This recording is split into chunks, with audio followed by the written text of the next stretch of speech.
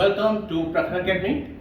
हमारा टॉपिक आज है 1858 का अधिनियम। इसे शुरू करने से पहले मैं आपको बता दूं, इससे पहले हम लोग 1773 से 1853 पढ़ चुके हैं। मैंने बताया था कि वो कंपनी के अंडर जो संवैधानिक सुधार थे वो रिफॉर्म्स हम पढ़ चुके हैं।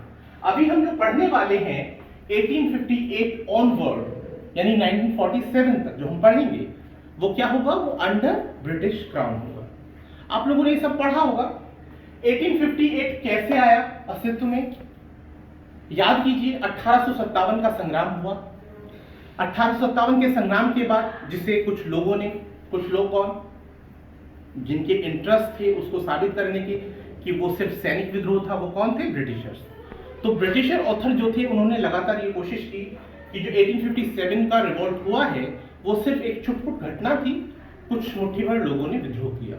लेकिन भारतीय ऑथर उसको क्या कहते हैं, भारतीय ऑथर यानी जो राष्ट्रवादी ऑथर हैं वो कहते हैं कि ये पहला भारत का स्वतंत्रता संग्राम था। मैं भी डिटेल में नहीं जाऊंगा, मैं अभी उसी रेलिवेंट पॉइंट पर आता हूं कि हम 1858 का अधिनियम पढ़ रहे हैं। इसमें क्या हुआ, कंपनी को 1773 से कंट्रोल करना शुरू किया गया, उसके व्यापारिक अधिकारों को छीन लिया गया, बाद में उसे प्रशासनिक अधिकार दिए गए सिर्फ, और वो प्रशासनिक अधिकार भी 1858 के अधिनियम से छीन लिए गए। ये बिल्कुल ऐसा है जैसे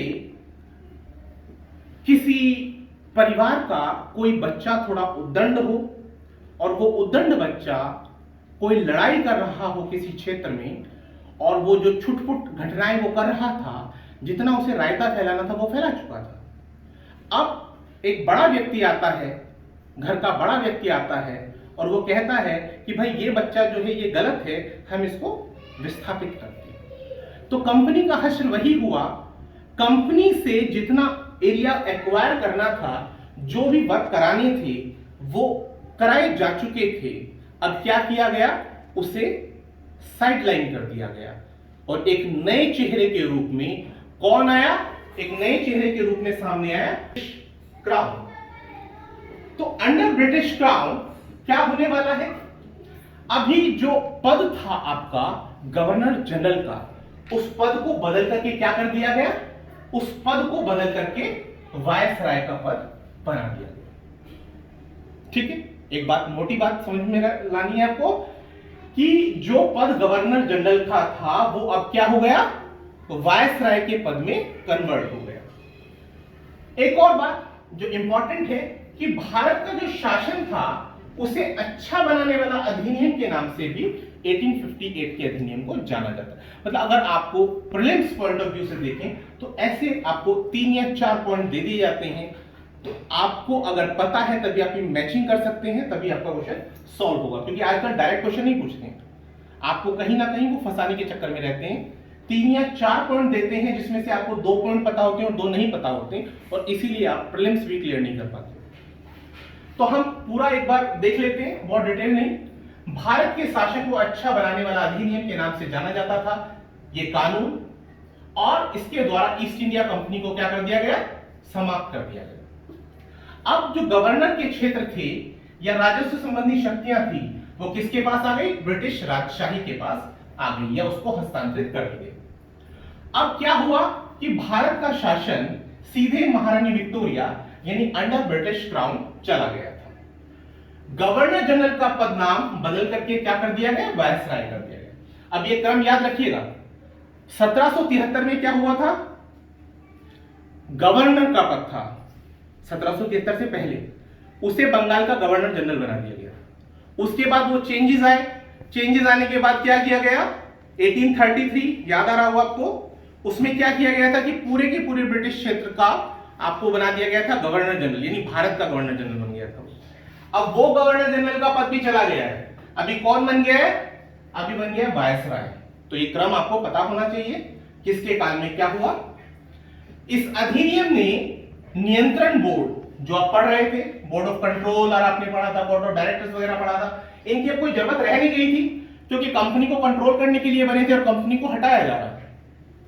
तो ये प्रणालियां भी समाप्त हो गई। इसके साथ जो द्वैध प्रणाली थी शासन की, जो I think 1784 Pitt's India act के थ्रू आई थी, उसको भी साइडलाइन किया गया। अब एक नए पद, जिसका नाम क्या था, भारत का राज्य सचिव, secretary of state of India. बिल्कुल ऐसे समझिए जैसे भारत है और भारत के 28 राज्य हैं, तो उन 28 के 28 राज्यों के लिए अलग अलग जैसे सचिव नियुक्त कर दिया जाए, तो उसी तरह से इंग्लैंड बहुत सारे क्षेत्रों को जीत चुका था, तो सभी स्टेट्स के लिए एक सेक्रेटरी ऑफ स्टेट अपॉइंट किया गया, या कुछ स्टेट्स के लिए एक सेक्रेटरी ऑफ स्टेट अपॉइंट किया गया। तो वही कंडीशन थी सेक्रेटरी ऑफ स्टेट की, जो भारत के लिए अपॉइंट किया गया था, ये पद बनाया गया। और साथ ही भारत का प्रशासन चलाने के लिए इसे क्या दिया गया, पूरी शक्ति दे दी गई, पूरा नियंत्रण था इसके पास। लेकिन क्या सचिव सारा काम कर सकता है? नहीं। तो सचिव के लिए एक काउंसिल की रिक्वायरमेंट है, एक परिषद की रिक्वायरमेंट है। तो एक परिषद का गठन किया गया, ब्रिटिश कैबिनेट का ये सदस्य था, और क्या था, ब्रिटिश संसद के प्रति उत्तरदायी था। भारत सचिव की सहायता के लिए एक 15 सदस्यों की एक परिषद का निर्माण किया गया, जो एक सलाहकार का कार्य करती थी, या एक सलाहकार परिषद थी।